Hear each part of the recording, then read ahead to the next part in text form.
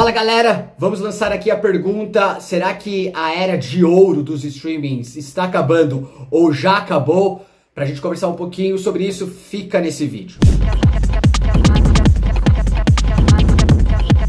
Fala galera, bem-vindos a mais um Farias do Mesmo Saco. Antes de mais nada, se vocês gostarem desse tipo de conteúdo que a gente faz aqui no canal e esta não é a sua primeira vez, não se esqueçam de se inscrever no canal, porque isso ajuda a gente bastante, assim como deixar o seu like, isso também ajuda muito o nosso canal. Então vamos lá, André, a gente estava conversando um pouquinho antes de gravar este vídeo, a gente sempre fala sobre os streamings, a gente então tá até que inteirado sobre essa variação em número de assinantes e tudo mais, então fica aí a pergunta, cara, a era de ouro dos streamings está acabando, já acabou ou não? Eu quero saber o que você acha disso.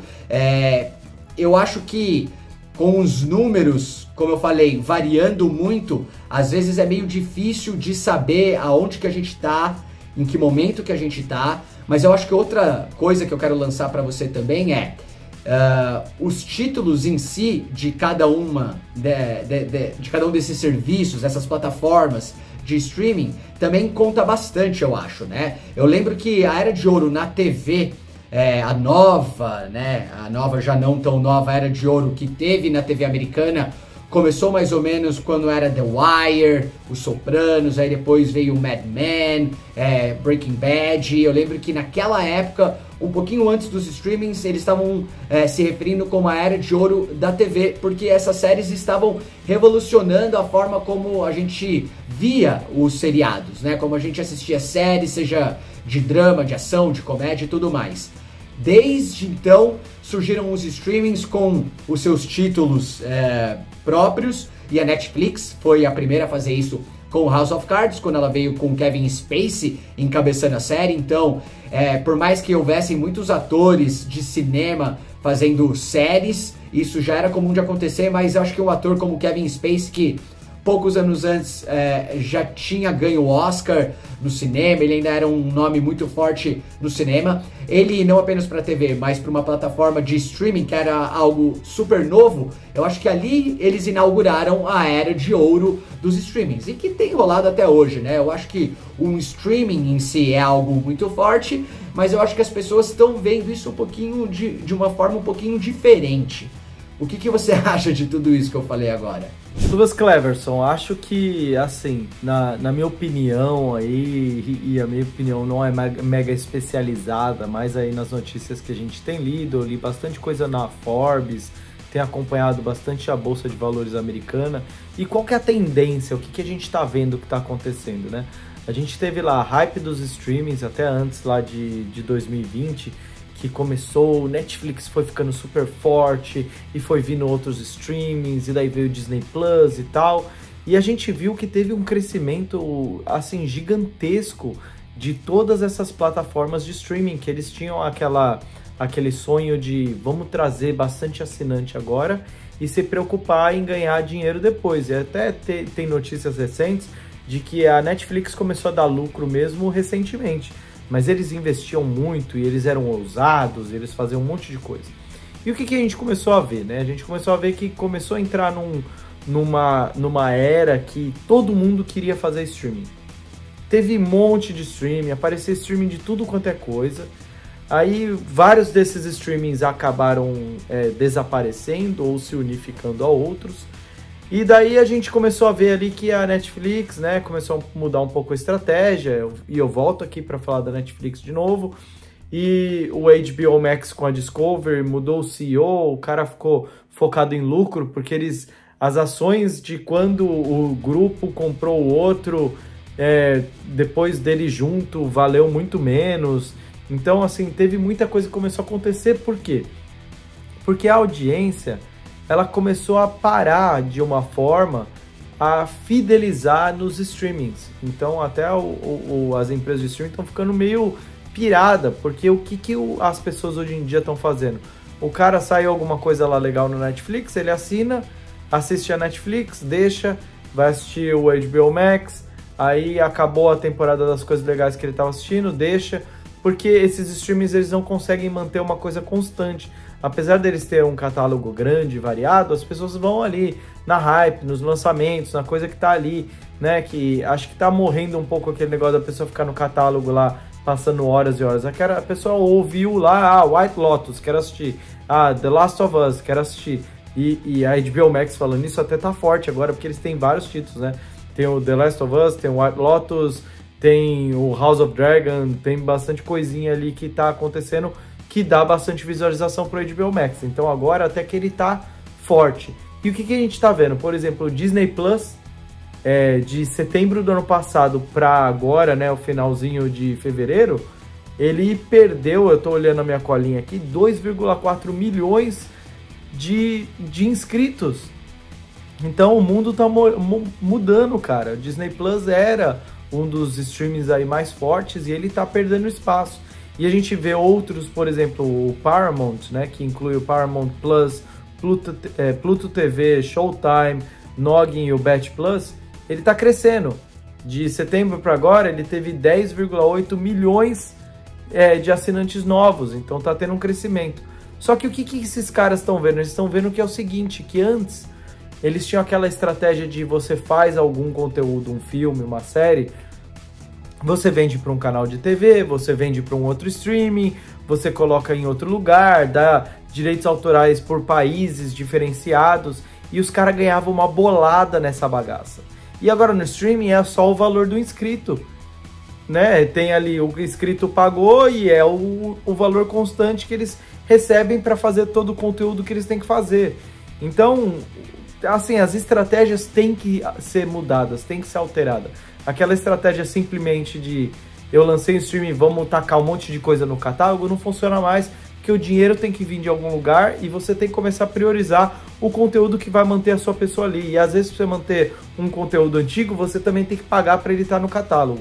Em dizendo em tudo isso, né, e a gente não sabe como o futuro vai ser, como a gente está numa época de transição lá, o streaming apareceu, fez o boom, teve a hype e agora tá numa nova, vamos dizer, uma era de normalizar o que isso vai ser, né? Então acho que alguns streamings grandes vão ficar, a gente já tá vendo mudanças de estratégia, Netflix lá cortando de você poder compartilhar a sua conta, aqui na Nova Zelândia inclusive já aconteceu, outras estratégias de você mudar por umas contas de valores diferenciados e ter propaganda, porque propaganda é um outro negócio que pode dar muito dinheiro. Imagina, você tem lá um The Last of Us, com a audiência que tá tendo, e meter uma propaganda lá, cara, o cara vai ganhar muito, muito dinheiro. Não só o estúdio, quanto também a empresa que está lançando aquela propaganda pela audiência. Então, novas estratégias estão surgindo no mundo do streaming. E a gente também está vendo, por exemplo, a Warner falar de que tem conteúdos que eles não querem no catálogo do HBO Max, né? Eu sei que no futuro vai juntar lá com a Disney Plus, mas vamos falar HBO Max agora. Eles não querem lá, mas eles querem vender para TV ou vender para outro streaming. Ou então eles estão achando formas diferenciadas de voltar a ganhar aquele dinheiro que eles ganhavam. E dizendo em tudo isso aí que eu tô falando, quem que tá saindo aí numa boa é o Globoplay no Brasil, que o bagulho tá crescendo descontroladamente. E a gente sabe que o brasileiro gosta de conteúdo da Globo, né? A Globo, ela é muito forte no Brasil e eles estão ganhando um espaço gigantesco. Então a gente tem aqueles streamings que são, vamos dizer, os gigantes mundiais, globais, que chegaram e arregaçaram tudo, derrubaram as árvores, saindo, tô explorando aí, tô entrando no seu país, né? E esses caras agora perdendo a constância dele e a força, e um player local, meio que no Brasil, não mundialmente, é claro, localmente ganhando força e crescendo, e crescendo, e crescendo. Então é difícil de saber aí, Lu, o que vai ser o futuro. Acho que, na minha humilde opinião, o HBO, com esse novo CEO, apesar da bagunça inteira que está acontecendo, mudança da DC, coisa saindo do catálogo, parece que ele está conseguindo manter uma consistência de conteúdos novos bons, né? E eu já dei alguns títulos aqui que eu falei, tipo The Last of Us, White Lotus, House of Dragon, tem um outro que eu esqueci o nome, que está mantendo ali o conteúdo legal. E talvez a reformulação da DC vai fazer parte dessa estratégia, não sei. Então a gente tá vendo ali o HBO Max meio que se mantendo, Disney Plus meio que perdendo, o Amazon Prime meio que na mesma ali, não fede nem cheira, mas ele tem um público até que bom. Vamos ver se ele consegue crescer, porque também não tá lançando... Tem ali o do Senhor dos Anéis, mas não teve mais muita coisa assim de mega relevância, vamos dizer. Sei que teve o LOL Brasil, teve coisa assim, mas nada que, estouro global, né? Não teve nada assim, apesar... tirando o Senhor dos Anéis, que deu bastante sucesso, apesar de bastante crítica. O Paramount Plus e todo o conteúdo Paramount, que eles tiveram uma estratégia diferenciada, né? A Paramount, de fazer várias coisas diferentes em vez de ter só um streaming, e parece que eles estão crescendo. E o Globoplay lá, desbravando o mercado. Então é isso que está acontecendo, uma loucura total, né, Lu? Com certeza, e só pra fazer jus ao Amazon Prime, antes de eu complementar o que você disse, não se esqueça de The Boys. The Terminal List é uma série que é com o Chris Pratt, e eu comecei a assistir agora, foi confirmada a segunda temporada, eu tô gostando, ela foi bem falada. Reacher é uma série também que foi bem falada no ano passado, tiveram muitas pessoas que gostaram da série, mas, claro, eu acho que talvez, assim, comparado com alguns outros streamings que tem muitos títulos, a Amazon talvez fique um pouquinho para trás em títulos que virem super famosos, mas tem aquela animação Invincible, que eu também acho muito boa. Mas, assim, o que você falou faz total sentido, tanto que me faz pensar que, na verdade, se a gente for pensar em termos de a era de ouro acabou, baseada nos números, olha esses streamings todos perdendo o número de inscritos e tudo mais. Mas por outro lado a gente vê isso que você falou da Paramount, com várias pessoas, né, 10 milhões de novos inscritos. E é interessante porque se você for ver também todos os outros grupos que fazem parte ali da Paramount, o Pluto TV, né, com o IPTV e tudo mais, a resposta talvez seja, não é os streamings que estão mudando sozinho necessariamente, mas eles estão se adaptando ao público que está mudando naturalmente. É natural que hajam essas mudanças, já que os streamings surgiram, como eu falei lá com o Netflix, num mercado que não existia, e desde então surgiu um monte de outro streaming e tudo mais. Eu acho que alguns deles, talvez a maioria hoje em dia, né, desses grupos de streamings, já estão percebendo que eles não podem simplesmente fazer o que eles, vamos dizer assim, gostam. Eu acho que a Disney é um bom exemplo disso. Eu sei que eles tiveram muitos problemas com o tipo de conteúdo que eles lançaram, principalmente da parte de animações e tudo mais. Então, eles perdendo esse tanto de gente que eles perderam, foi uma surpresa, eu acho, para eles, mas não foi para grande parte do público que não estava aderindo a esse tipo de conteúdo novo que eles estavam fazendo, tanto que houve troca de CEO, acho que 2 vezes nos últimos anos. Ficou meio bagunçado. Isso que você falou também do CEO da HBO, de ter feito todas essas mudanças, cancelar filme lá da Batgirl, a Batwoman, não sei, com mais de 100 milhões de dólares já gastos. Isso pra mim também é um grande sinal de que ele prefere perder 100 milhões agora, do que fazer mais marketing e perder 500 ou 400, ou seja lá que seja, 150 milhões ao invés de 100. Então eu acho que ele se antecipar aos números faz sentido pra mim.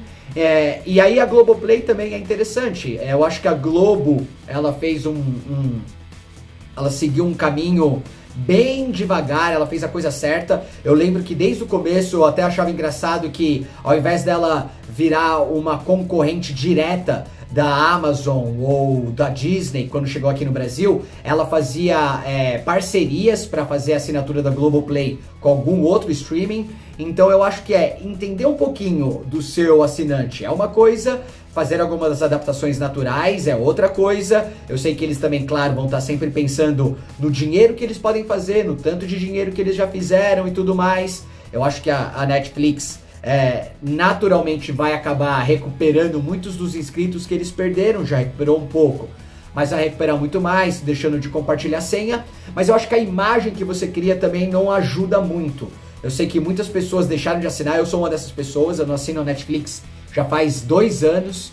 Eu prefiro assinar vários outros streamings, porque o preço é muito mais acessível. E agora com essa questão do compartilhamento de senha, talvez as pessoas vejam que, ao invés de pagar um pouquinho mais pela Netflix, no compartilhamento de senha ou num plano individual, elas vão preferir pagar um pouquinho, bem menos em algum outro streaming e ter acesso aí a alguns outros milhares de títulos e tudo mais.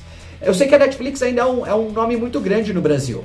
Netflix e Globoplay são as maiores. E a gente vive meio que em atraso, se você for pensar, né? Comparado ao redor do mundo, Estados Unidos, países de língua inglesa e tudo mais. Então eu acho que o futuro ainda é incerto, mas nenhum desses movimentos que os streamings estão fazendo atualmente me surpreende. E eu digo mais, eles vão continuar gastando muito dinheiro, porque recuperar dinheiro em si, eu acho que eles recuperam, porque tem muita audiência e a audiência virou global, né, como você falou no começo.